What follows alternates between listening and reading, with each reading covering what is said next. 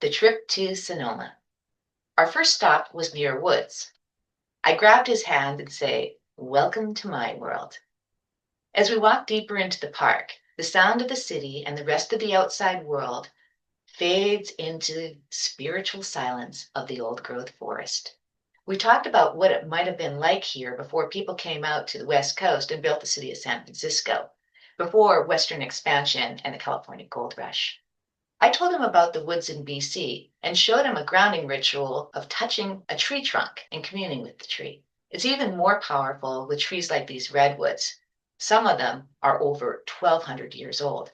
He's put his hand on the tree, and I could immediately see the tension release from his body. Works even better if you put more of your body in contact with the tree, I say, as I turn around and put my back against the tree trunk. He turns toward me, puts his other hand on the tree trunk on the other side of my face, leans in and starts kissing me. As things progressed, I can definitely say that there is something magical about having sex against a redwood tree that is over 1,000 years old.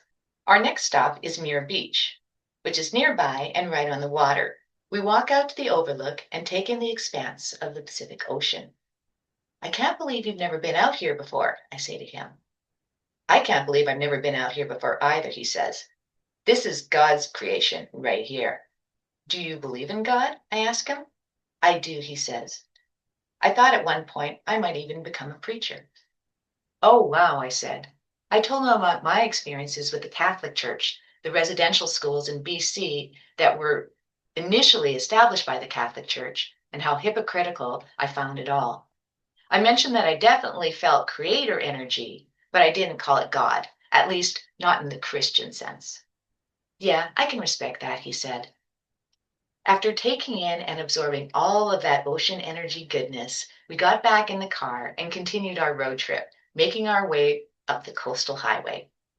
If you've never taken that road trip yourself, plan to do so at some point in your life. It's breathtaking. We eventually make our way to Stinson Beach and stop there to have something to eat. We ended up running into a few of his friends there, and we hung out with them for a few hours before continuing on with our road trip. It had been our intention to take Highway 1 all the way to Sonoma Coast State Park that day, but we kept stopping along the way, taking in the beautiful scenery and honestly, taking in a lot of each other as well. Maybe it was the distraction of all that sexual energy. Maybe it was because he was still relatively inexperienced driver at that time. Or maybe it's because we're both thrill seekers and he was going about 80 on that twisty highway, but we almost got into a wreck on the way back to his mom's place to drop off the car. After having the absolute best day of letting go of stress and releasing tension, he immediately got dialed up again. I gave him a hug and held him for a long time. Processing emotion took such a toll on him physically. I could feel it in his body. "Dude, you have got to learn how to channel that," I said to him. "Otherwise, you're going to have a heart attack or something by the time you're 30. "Yeah, I know," he says. "It's just that I get so crazy inside. Sometimes I feel like I just can't stop it. It's just there and it's, ah." "That's when you need to ground yourself," I said to him. "Get out in nature, touch a tree, put your bare feet on the earth, take deep, slow breaths like we do in yoga. You gotta learn how to calm the fuck down. See, this is why I like spending time with you so much," he said. "You make me feel calm. You make me feel sane when I feel like I'm about to go crazy." I gave him a kiss and we walked back to the train station to take the train back to Piedmont.